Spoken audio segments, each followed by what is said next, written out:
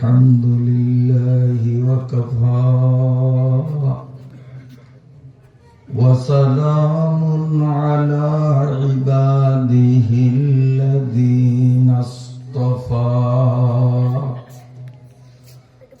خصوصا على سيدنا محمد المصطفى المجتبى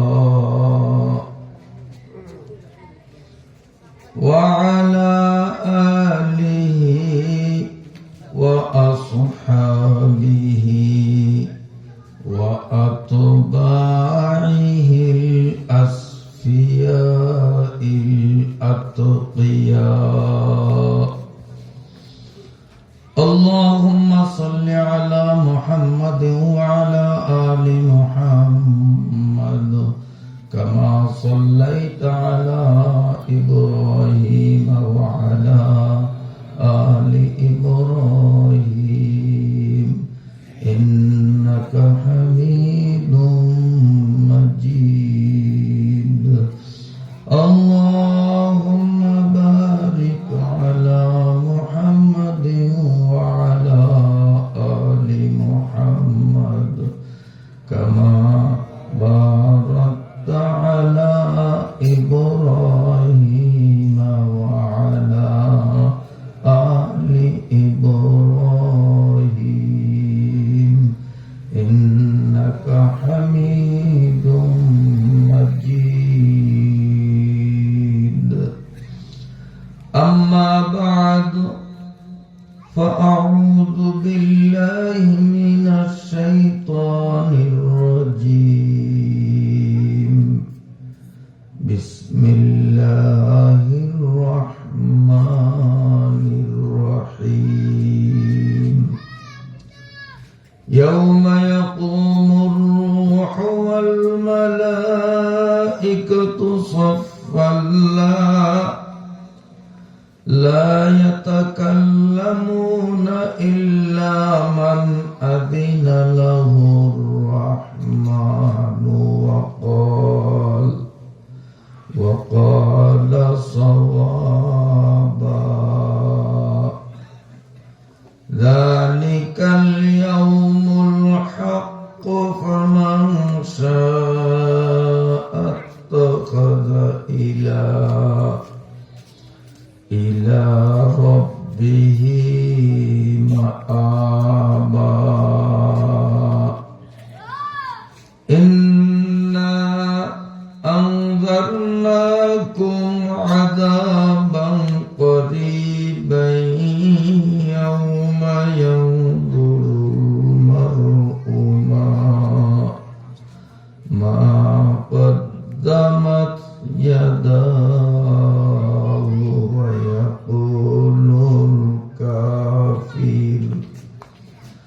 ويقول الكافر يا ليتني كنت ترابا.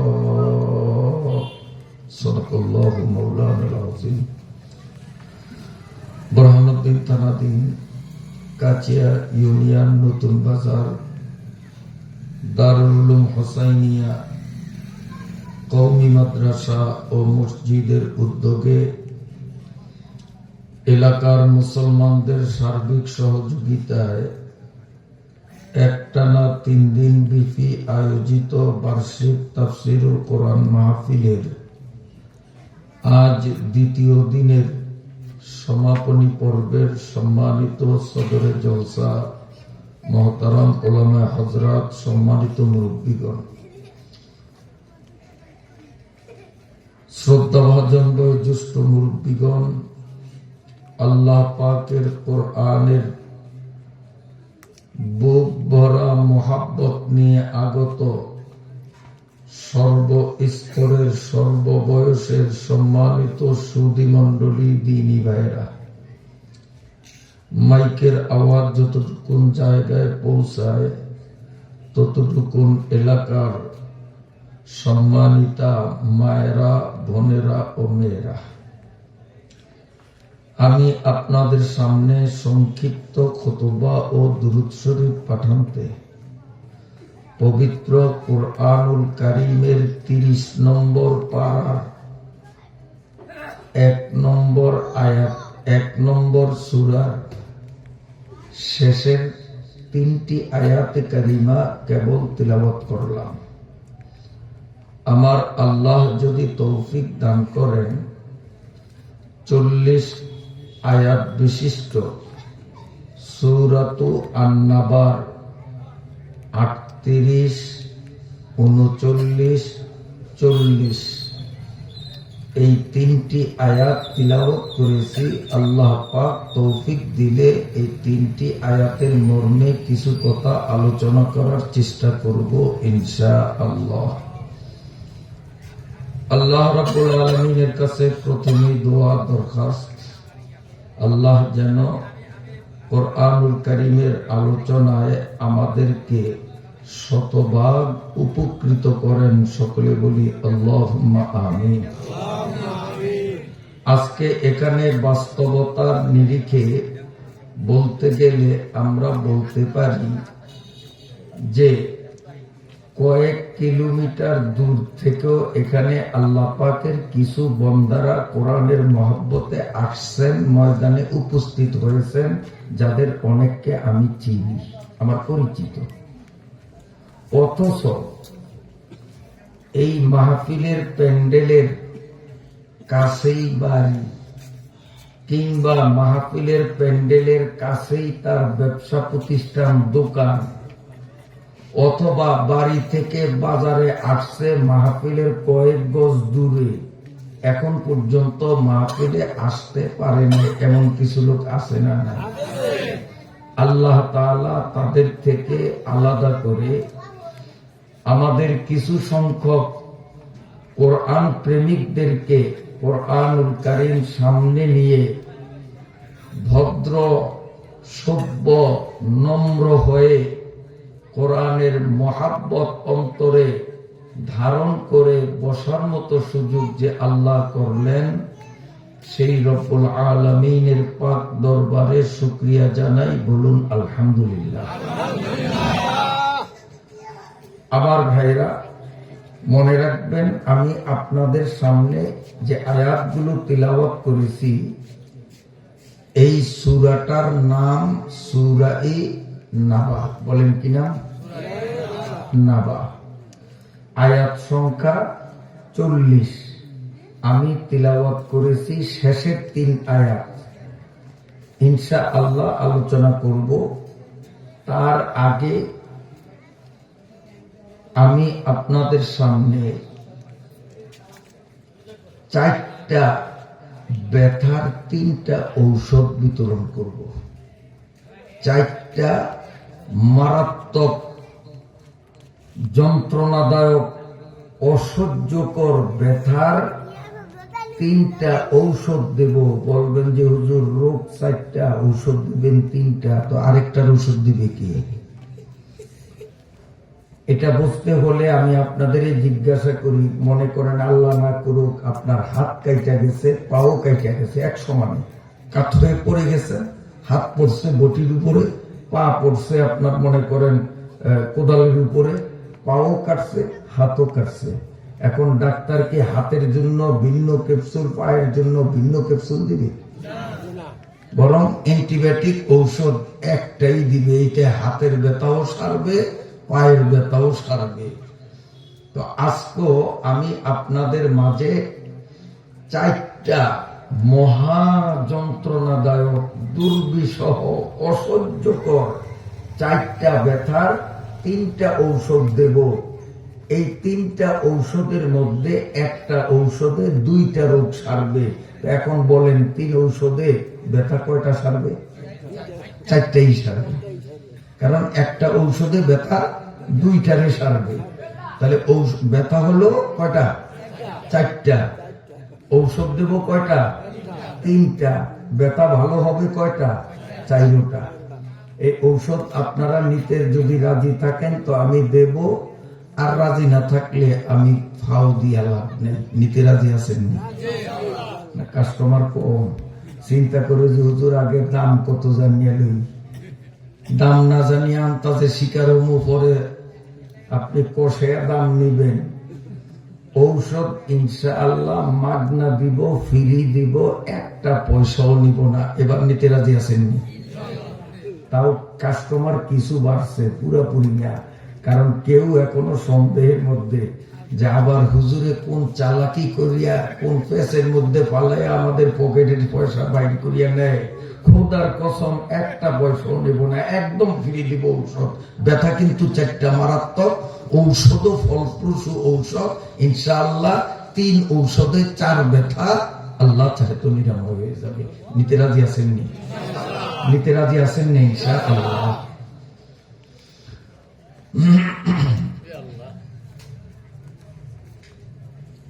এই যে 4টা ব্যথা, 4টা ব্যথার মধ্যে 1 নম্বর ব্যথা হলো মৌতের ব্যথা। তো আমার মনে হয় আজকে এই কোরআনের মাহফিলে যারা আসছেন তাদেরই হয়তো এই মৌতের ব্যথার প্রশ্ন আছে। এরা মরবেন। যারা এখনো দোকান খোলা রাখছেন, এখনো বাজারে হাঁটাহাঁটি করেন, মাহফিলের কাছে আইসাও বসার সুযোগ পান নাই, 1 হাত দূরে দাঁড়িয়ে রয়েছেন, আছে না নাই? আমি দেখি 1 হাত দূরে দাঁড়িয়ে রয়েছেন, বসেন না। ওনারা মনে হয় মরবে না। কি বলেন? এই বাজারের দোকানদাররা আল্লাহ চাহে তো মরবে না। আর যারা এখনো মাহফিলে ঢুকলো না, বাজারে হাঁটতেছে, ওনারা অমরের গোটা খাইছে, এরা মনে হয় মরবে না। যে মরবে তার ব্যথা আছে, সবার মরা লাগবে নি। কুল্লু নাফসিন যায়িকাতুল মাউত। ওয়াজ তো আমার তো ভালো পারেন আপনারা, মাশাআল্লাহ। আবার বলেন তো দেখি, কুল্লু নাফসিন, সবার মুখস্থ। জন্ম যখন নিচি মরতে হবে, মরতে হবে। মরণটা কেমন? হযরত আজরাইল ফেরেশতা রাসূলুল্লাহ সাল্লাল্লাহু আলাইহি ওয়াসাল্লামের সামনে দাঁড়িয়ে বলেন, ইয়া রাসূলুল্লাহ, আমি আজরাইল বড় নিষ্ঠুর, মায়া দয়া মহাব্বত ভালোবাসা স্নেহ কারে কয় আমি জানি না। আজরাইল নবীজিকে ক্লিয়ার বলেন, হুজুর আমার মধ্যে যদি মায়ার মোহ থাকতো তো মায়ের কোলের থেকে দুধের শিশুরে জান কবজ করতে পারতাম না, একটু হলে তো মায়া লাগতো। হ্যাঁ, ছোট্ট ছোট্ট পোলাপাইনের চোখের সামনের থেকে তার বাপের রুহুটারে কবজ করতে পারতাম না যদি আমার মধ্যে দয়া থাকতো।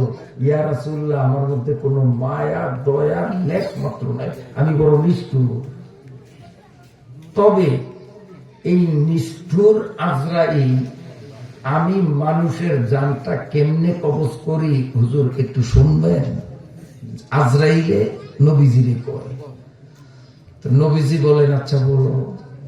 তখন আজরাইল বলে, হুজুর একটা জীবিত ছাগল ধরিয়া তার পায়ের পিছনের পায়ের দিক থেকে জীবিত ছাগলটার চামড়া সোলাইয়া কল্লার দিক দিয়া মাথার দিক দিয়া পুরা ছাগলটার চামড়াটা খুললে এই জীবিত ছাগলটায় যদ্দুর ব্যথা পায়, আমি মানুষের রুহুটা শরীর থেকে যখন নেই তখন তার ব্যথা এর চেয়েও 1000 গুণ বেশি হয়। তাহলে ব্যথাটা কি ছোট ব্যথা না বড় ব্যথা? 4টা ব্যথার 3টা ঔষধ দিব। ব্যথাগুলি কত সিরিয়াস, কত সিরিয়াস! আল্লাহ, হযরত ঈসা আলাইহিস সালামের নাম শুনছেননি আপনারা? আল্লাহ পাকের একজন নবী, আমাদের নবীর জন্মের 500 বছর আগে তিনি ছিলেন।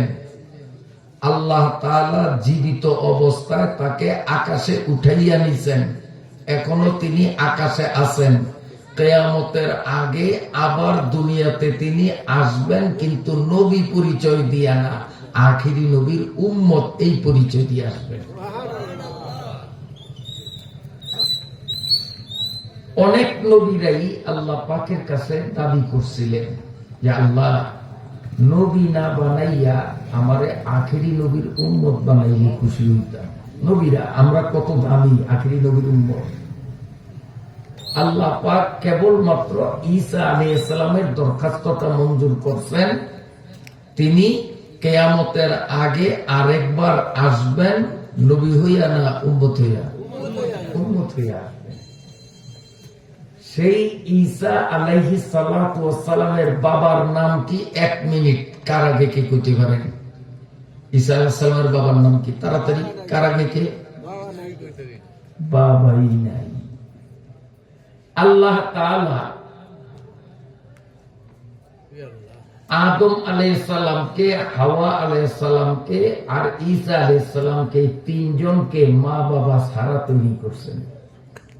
আদম রে বানাইলেন মাটি দিয়া, হাওয়ারে বানাইছেন আদম রে ঘুম পড়াইয়া, বাম পাজরের বাঁকা একটা হাড্ডি অপারেশন করিয়া বাহির করিয়া ওই বাঁকা হাঁটি দিয়া আদমের বউ হাওয়ারে বানাইছেন। আদমেরও মা নাই বাপ নাই, হাওয়ারও মা নাই বাপ নাই। আর ঈসা আলাইহিস সালাতু ওয়াস সালামকে আল্লাহ তাআলা মরিয়মের পেট থেকে আনছেন। মরিয়মের দুনিয়ার কোন পুরুষের সাথে মিলামিশা হয় নাই, বাপ ছাড়াই সন্তান। তো আল্লাহ কেন করলেন?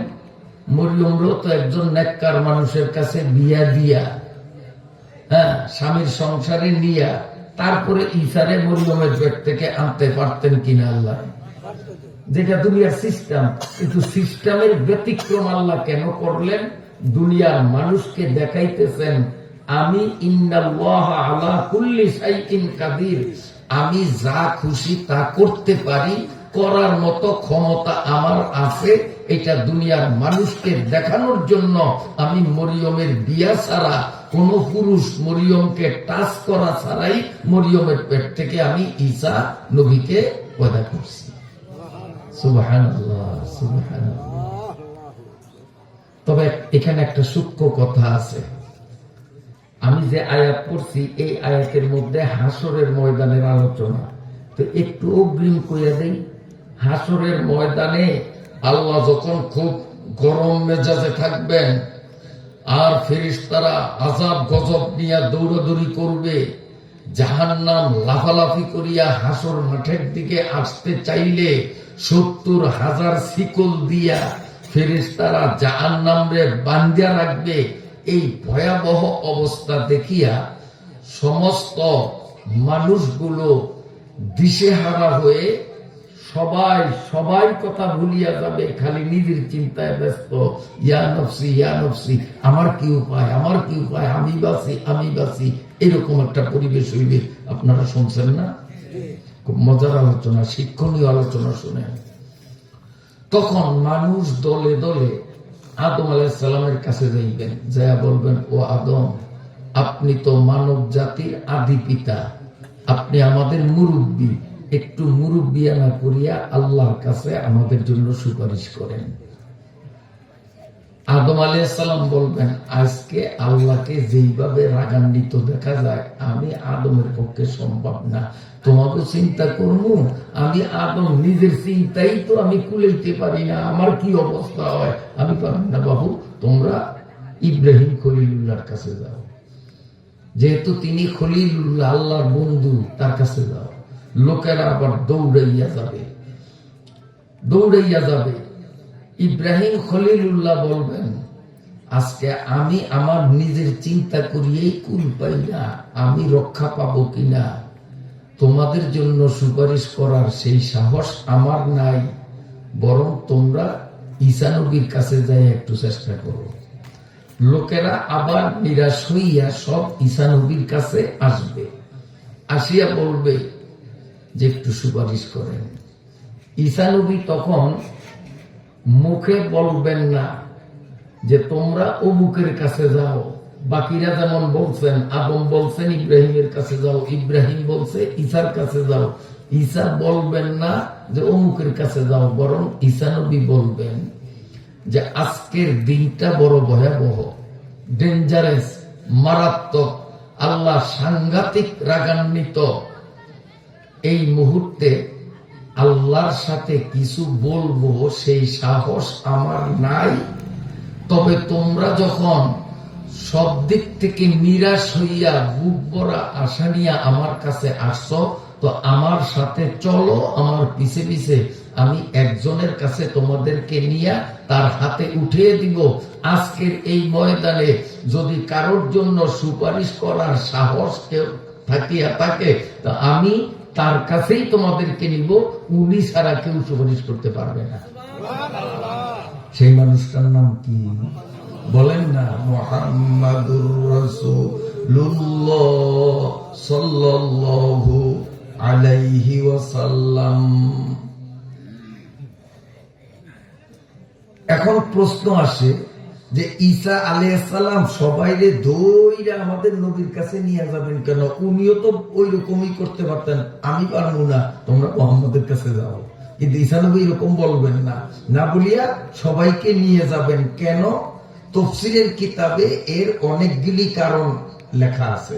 একটা কারণ আমি বলবো, শুধু একটা কারণ বলি।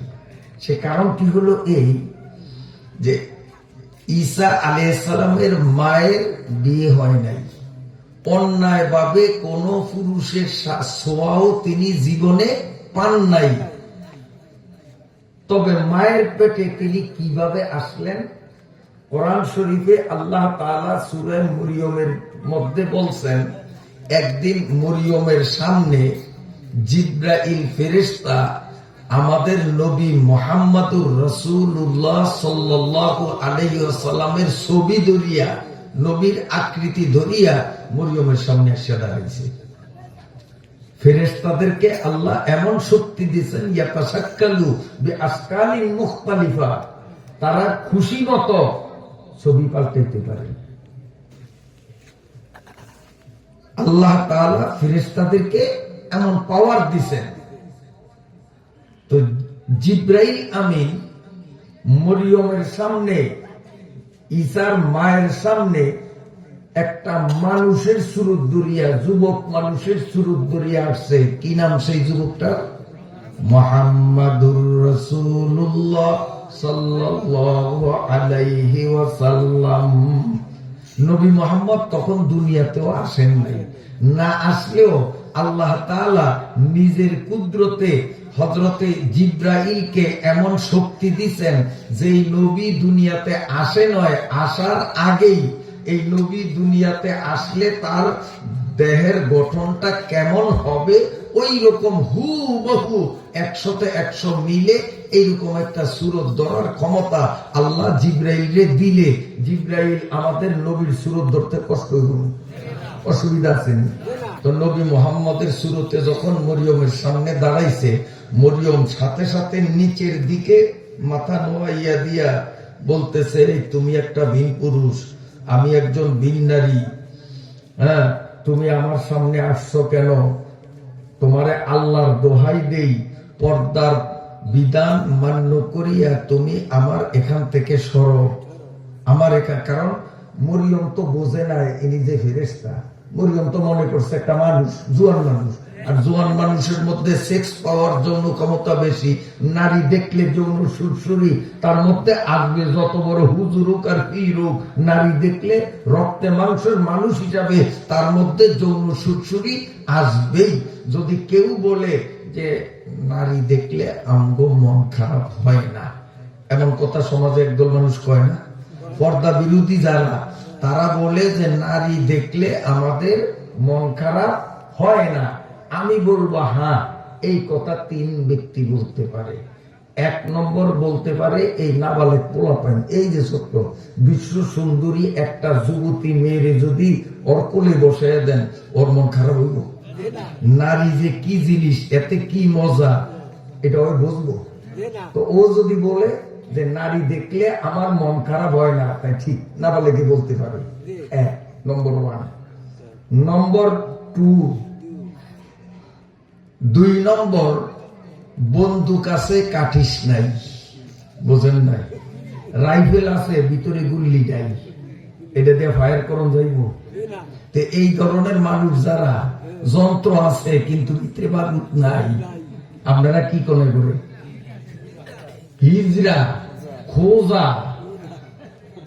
কেউ হিজরা, খোঁজা, নয়ন সুখ, এই নয়ন সুখ হিজরা খোঁজায় বলতে পারে, কারণ ও চালান নাই, ব্যবসা করবো কি দিয়া, এর ভিতরে তো কাঠিসই নেই, ফায়ার করবো কি দিয়া।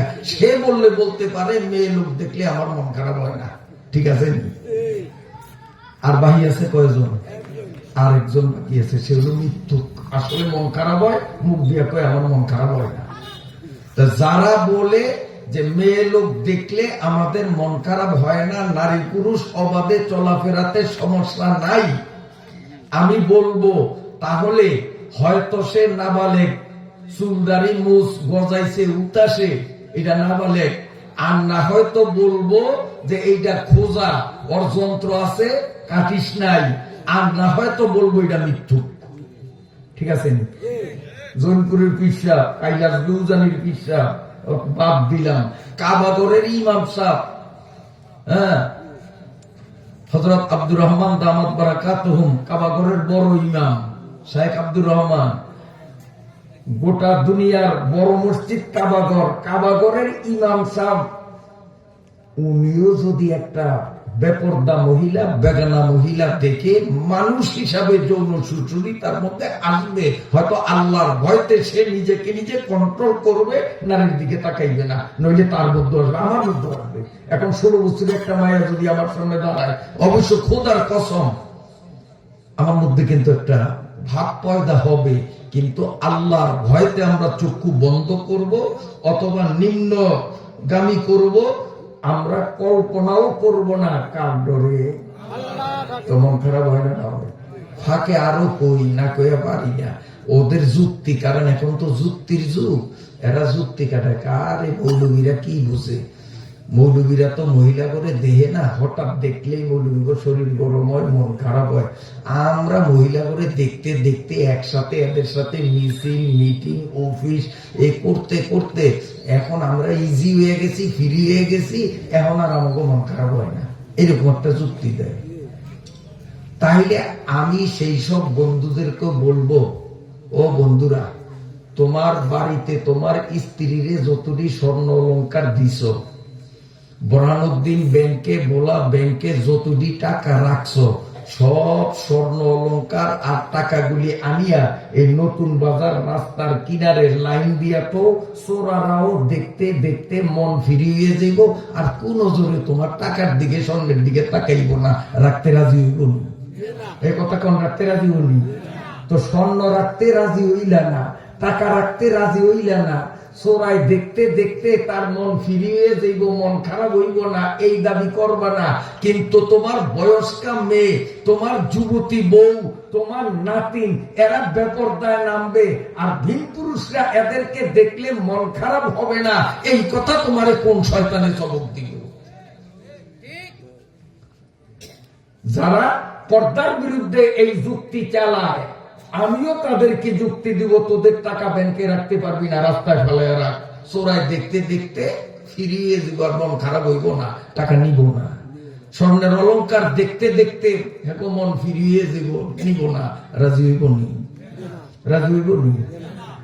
তো কথা ছিল, ঈসা আলাইহিস সালাতু ওয়াস সালামের সামনে কে দাঁড়াইছে?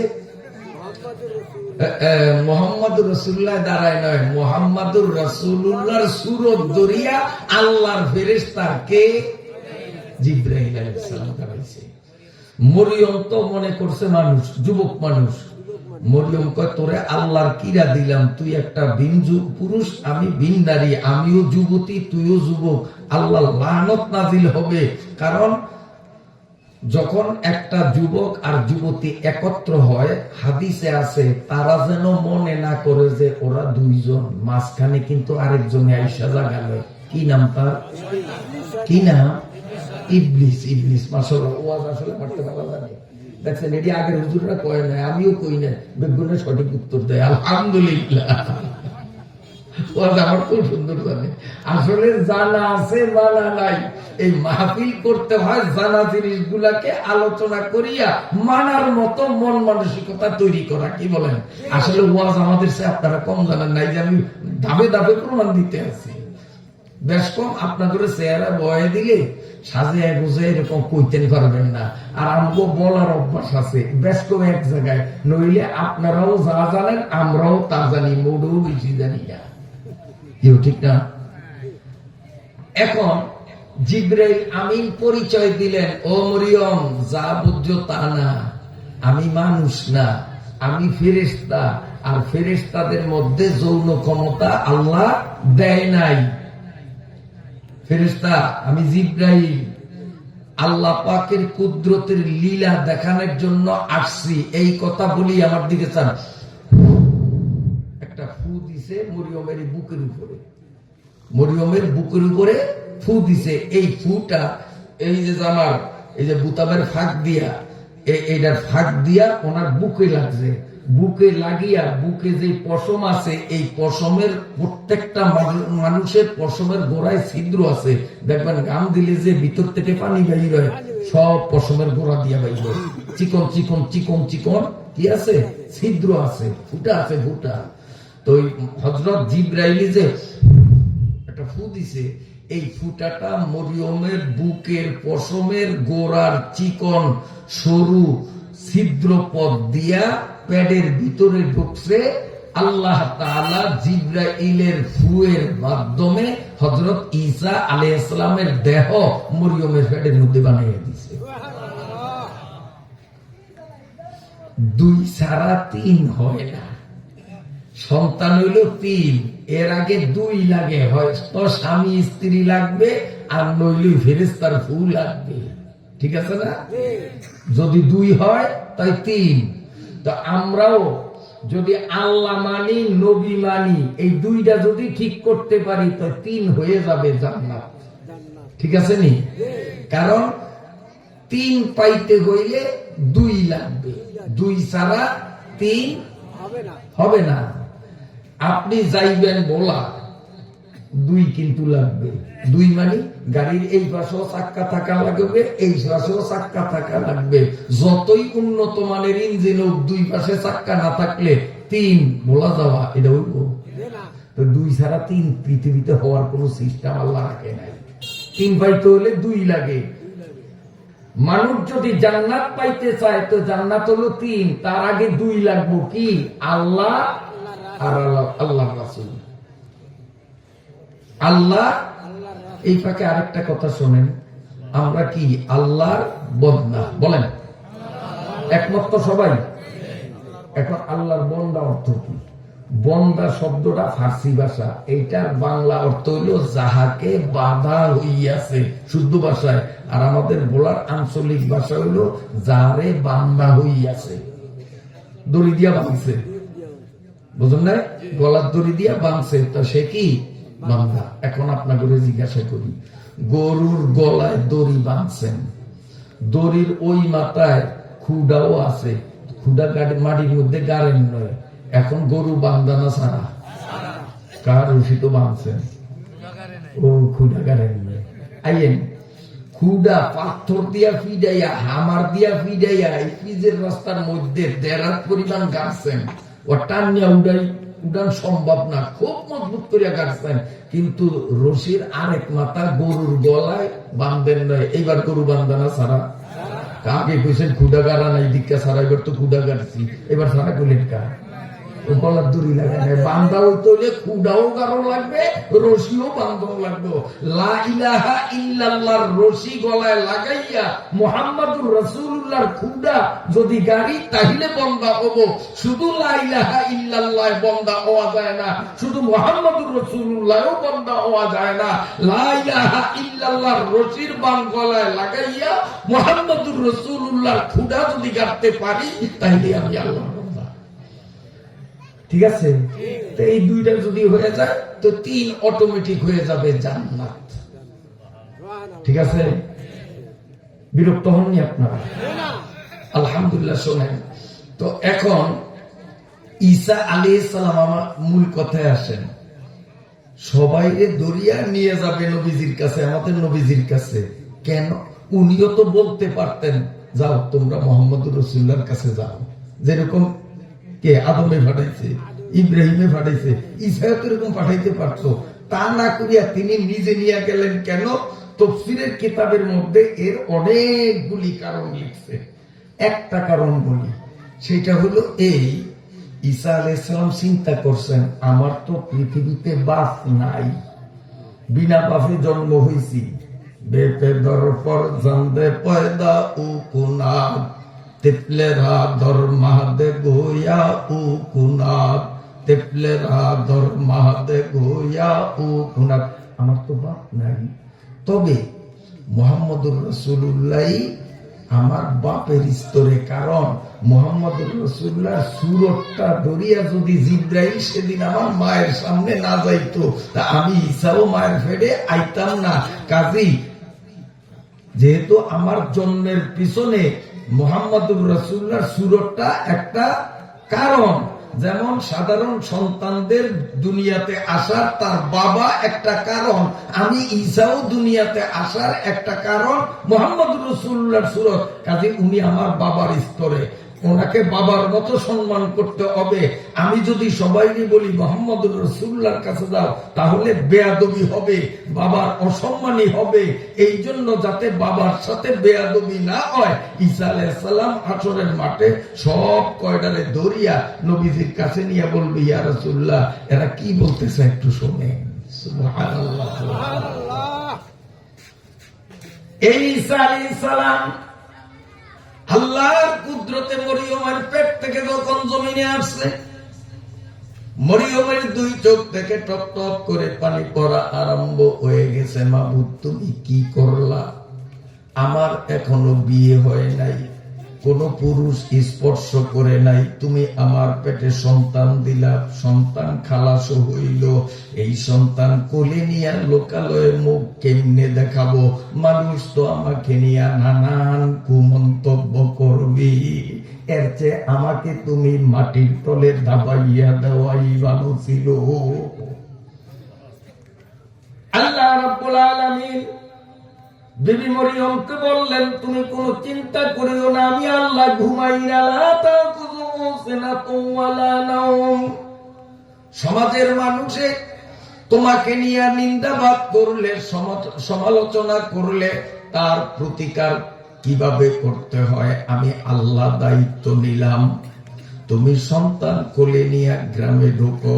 হযরত মরিয়ম যখন শিশু ইসুরে কোলে নিয়ে, ঈসারে কোলে নিয়ে গ্রামে গেল, গ্রামের মানুষ কয়, এই মরিয়ম কি আনলা তুমি? ইয়া মরিয়ম বলে নেই, বলছে ইয়া উক্তা হারুন। হারুন একজন নবীর নাম, আর মরিয়ম হইল হারুনের দুঃসম্পর্কের বই। তো কয় এই নবীর বই, বুঝলেন না? তুমি নবীর বোন, আর তোমার দ্বারা এই আকাম সম্ভব? তুমি এই কাম করলা, তোমার বিয়ে হয় না, পোলা বাইরে করল। তোমার বাপ কত ভালা, তোমার মা কত ভালা। ওয়া উম্মুকা,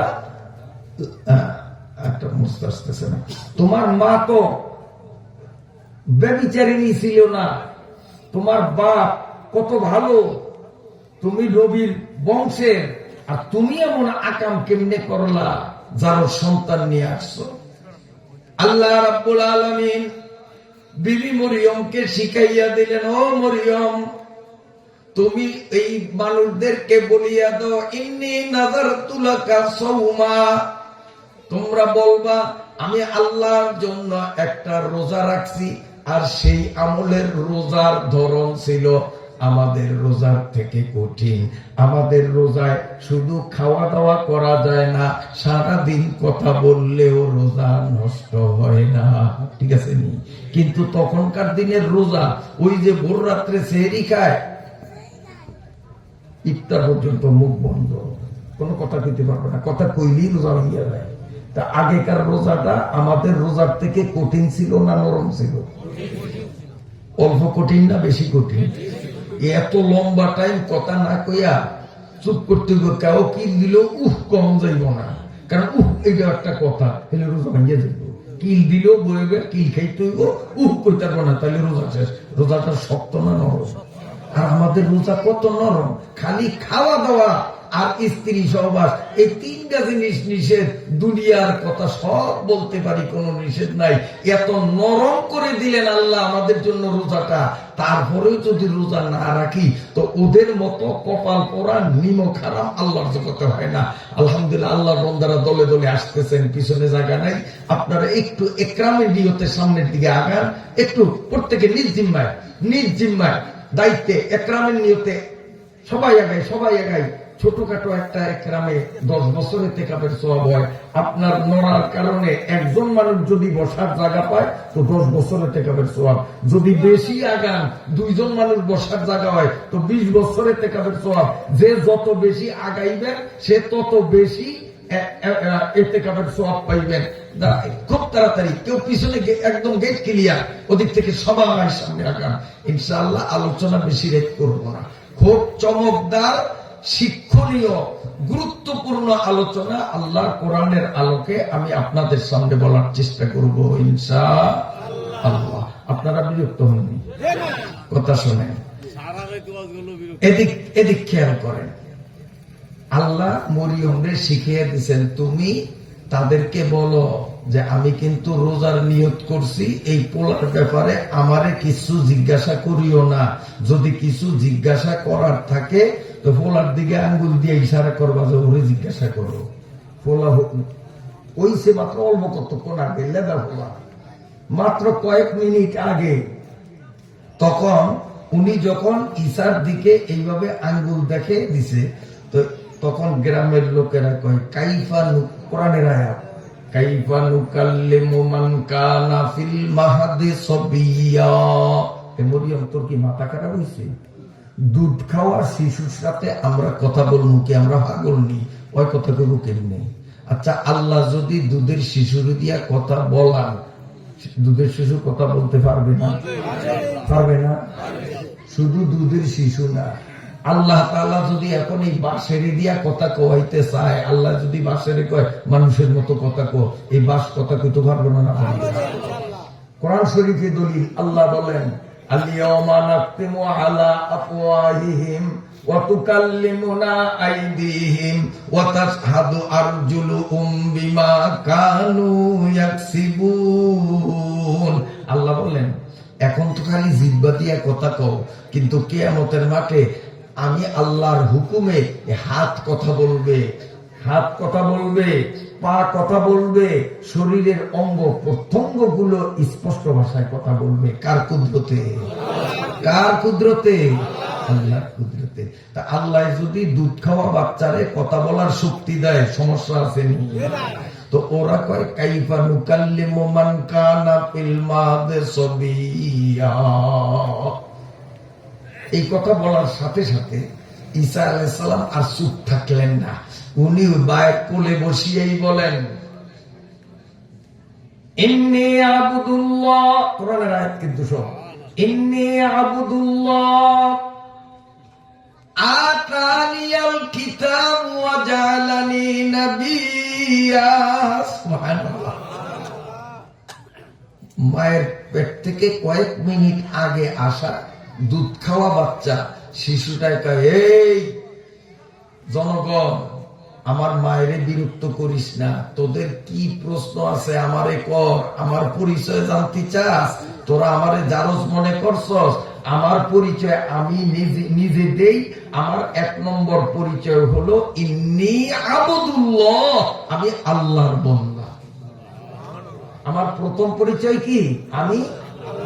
আমি আলাদার, তালুকদার, মালান সাহেব, মুফতি সাহেব, ইমাম সাহেব, বক্তা সাহেব, ওই পরিচয় পরে। আমার 1 নম্বর পরিচয় আমি আল্লাহর। ওয়াকালা ইন্নানি মিনাল মুসলিমিন, আমি আল্লাহর বান্দা, আমি মুসলিমদের অন্তর্ভুক্ত। এটা হবে আমাদের প্রধান পরিচয়। আল্লাহ রাব্বুল আলামিন আমার ইনজিল নামক কিতাব দিয়েছেন, আল্লাহ আমার নবী বানাইছেন। শরীয়তের কতগুলো বিধি বিধানের কথা উল্লেখ করে করে শিশু ঈসা জনগণকে অবাক করে দিল যে আমারে আল্লাহ এই বিধানগুলি দিয়েছে। সমস্ত মানুষগুলো হতবাক হয়ে গেছে। হতবাক হয়ে। হযরতে ঈসা মায়ের দুধ খাইয়া একটু বড় হলেন, মোটামুটি আর একটু যখন বড়, এখন আর দুধ খাওয়ার বয়স না, খেলাধুলা করার বয়স। ধীরে ধীরে আর একটু বড় হলেন, এখন একটু বুদ্ধি শুদ্ধি হইছে, কামাই রোজগার করতে পারে। একদিন ঈসা আলাইহিস সালাম বলে, ওগো মা, রোজ রোজ তুমি আমারে বাসায় রাখিয়া খাদ্য সংগ্রহের জন্য পাহাড়ে যাও, জঙ্গলে যাও, ফলমূল সংগ্রহ করিয়া আনো, আমারে খাওয়াও, তুমিও খাও। মা, আমি তো এখন মোটামুটি বড় হইছি, আর তোমাকে খাদ্য জোগাড় করতে বাইরে যেতে হবে না। এখন থেকে তুমি ঘরে থাকবে, আমি বাহির থেকে খাদ্য সংগ্রহ করে আনবো। মা, তোমরা যাইতে দিন না, তুমি আরামসে থাকবা, আমি তো মোটামুটি বড় হইছি। মোটামুটি বড় হইছি মানে এখন তো চাকরি করার বয়স হয় নাই, এই 8-10 বছর শিশু। আর আমাদের সন্তানগুলো মা বাবা খাইয়া না খাইয়া, ঘাম জরা পয়সা ব্যয় করিয়া তারে MA পাস করাইছে, রিক্সা চালাইয়া ফোলারে MA পাস করাইছে, এমন আছে না? এরপরে সে যখন একটা ভালো ফ্যামিলিতে বিয়ে করে, তখন বাবাকে বাবা বলিয়া পরিচয় দিতে লজ্জাবোধ করে, মাকে মা বলিয়া ডাকতে সে লজ্জাবোধ করে, তখন বাবাকে পরিচয় দেয় না। যদি তার অফিসে বাবা যায়, দারোয়ানকে বলে গেটের বাইরে একটা টেবিল দিয়ে বসে রাখ, কারণ আমার একটা প্রেস্টিজ আছে। সত্য না সত্য? সত্য না সত্য? আছে না? মা কি জিনিস? মায়ের পায়ের তলে যান না। গোটা পৃথিবীর সমস্ত পীর আউলিয়া বুজুর্গ মিলিয়া আমার জন্য দোয়া করলে ওই দোয়া কবুল হইতেও পারে, নাও হইতে পারে, কোনো গ্যারান্টি নাই। আমার ব্যবহারে আমার মা বাবা যদি খুশি হয়, দোয়া করা লাগবে না, অটোমেটিক দোয়া কবুল গ্যারান্টি আছে। আমার ব্যবহারে আমার মা আর বাবার মনে যদি কষ্ট আসে, হাত উঠিয়ে বদদোয়া করা লাগে না, অটোমেটিক বদদোয়া হয়ে যায়। আল্লাহ। ঈসা আলাইহিস সালাম মায়ের বাসায় রাইখা ইনি গেলেন বাইরে, পাহাড়ে জঙ্গলে খাদ্য সংগ্রহের জন্য, ফলমূল। এদিকে মালাকুল মউত হযরতে আজরাইল আলাইহিস সালাম একটা যুবকের সুরত ধরিয়া হাজির। বিবি মরিয়ম বললেন, আল্লাহর দোহাই দিয়া তোমারে বলি, এই বাড়িতে আর কেউ না, আমরা মা পুত দুইজনের সংসার। আমি একটা ভিন নারী একক ভাবে বাড়িতে আছি, তুমি একটা ভিন পুরুষ আসছ, আল্লাহর দোহাই লাগে তুমি এখান থেকে সরিয়া যাও। আর আমাদের দেশের মেয়েরা মিসকল মারিয়া কোথায় ঠিকানা, কোথায় বাড়ি, সে বিবাহিত না অবিবাহিত কোনো খোঁজ খবর নাই। ফেসবুকে অ্যাড হইয়া ওসানে সাই গন্ডগোল লাগাইয়া দেয় কিনা। এই যে রাস্তার উপরে যারা আছেন, এই যে রাস্তার উপরে পর্দাটার, এই আপনারা কিছু বললেন না, আমি বলি, রাস্তার উপরে যারা আছেন, এখানে কোরআনের আলোচনা করি। আয়াতগুলো আমার মুখস্থ আছে কারণে কোরআন খুলি নাই, নয় মুখস্থ না থাকলে খুলতাম। আমি কোরআনের আলোচনা করি, আর তার পাশে এইভাবে জোরে জোরে কথা বলা, এটা কোন মুসলমানের জন্য শোভা পায় না। আল্লাহ নিজেই বলছেন, কোরআনের আলোচনার মজলিসের পাশে জোরে জোরে কথা বলা এটা কাফের বেঈমান আবু জেহেল পার্টির স্বভাব। যদি বাবারা তোমরা মনে করো যে আমরা মুহাম্মাদুর রাসূলুল্লাহ পার্টির না, আবু জেহেলের পার্টির, কারুন, নমরুদ, ফেরাউনের পার্টির তো যত শক্তি আছে, দরকার হয় মাইক একটা আনিয়া চিল্লা চিল্লি কর, আমি নিষেধ করবো না। আর যদি মনে করো যে আমি কাফের না, আমি বেঈমান না, আমি মুসলমান, তো কোরআনের প্রতি মহব্বত থাকলে দেরি করবি না, এখন মাহফিলে ঢোক, নইলে বাড়ি দেয়া ঘুমা। কোন বেয়াদব বাজারের থেকে কোরআনুল কারীমের সাথে বেয়াদবি করবি, ঘাট ধইরাই না স্টেজে তোর বিচার করা হবে। কত বড় জঘন্য অপরাধ। এখানে কোরআনের আলোচনা হচ্ছে আর ওখানে জোরে জোরে হাস্য রস্য ইয়ার কি আর মস্কারি করে কোরআন কি আর কি জিনিস ঘাট ধরে আনবো আমার শ্রোতাদের পাঠে আনবো, এই স্টেজের উপরে তোর উপযুক্ত বিচার করব। কত বড় আহমক, নির্বোধ, অসভ্য আর বেয়াদব হলে স্টেজের পাশে এমন ডিস্টার্ব করতে পারে কোরআনের স্টেজের পাশে। এই ভলান্টিয়ার লাগবে না, বসেন বসেন। যেখানে কোরআনের ইজ্জত থাকবে না নবীপুরি সেখানে কথা বলবে না, আস্তে চেয়ার ছেড়ে নেমে যাব। কোরআনের ইজ্জত যে এলাকায় রক্ষা করবে না সেখানে কোরআনের কথা বলা হবে না। যদি এই বাজারের মুসলমানরা কোরআনের ইজ্জত দেয়, আমি অসুস্থ মানুষ, আই এম রেডি। ফজর পর্যন্ত যদি আপনারা বসে থাকেন ইনশাল্লাহ অসুস্থ মানুষটা ফজর থেকে দ্বিতীয় আমি ইনশাল্লাহ অলস করব না। আর যদি কোরআনের অসম্মান করেন 1-2 সেকেন্ডের মধ্যেই আসতে চেয়ার চাইরা ডাইরেক্ট ধোলায় চলে যাব। আপনাদের এখানে ভাতও খাবো না, কারণ ইনশাল্লাহ বাড়িতে ভাত আছে, উপাস থাকা লাগবে না। আশ্চর্য লাগে, কমন সেন্স কোথায়, আক্কেলটা কোথায়, বিবেকটা কোথায়? ওই বেয়াদব ওই কানিতে দক্ষিণ পাশে কটা অসভ্য, একটু পর্দাটা খোলেন তো দেখি আমাদের চেহারাটা কত বড় বেয়াদব, ওর কত বড় স্পর্ধা। ওই বেয়াদবের চেহারাটা একটু দেখবো, পর্দাটা খোলেন, কত বড় অসভ্য। ওর জন্মে ভেজাল আছে, ওর জন্মে ভেজাল আছে। নইলে এই কথার পরে মুসলমান কোরআনের মাহফিলে ব্যাঘাত ঘটাবে, এটা হয় না। নিশ্চয়ই খুঁজলে তার জন্মে কোনো না কোনো ভেজাল পাওয়া যাবে।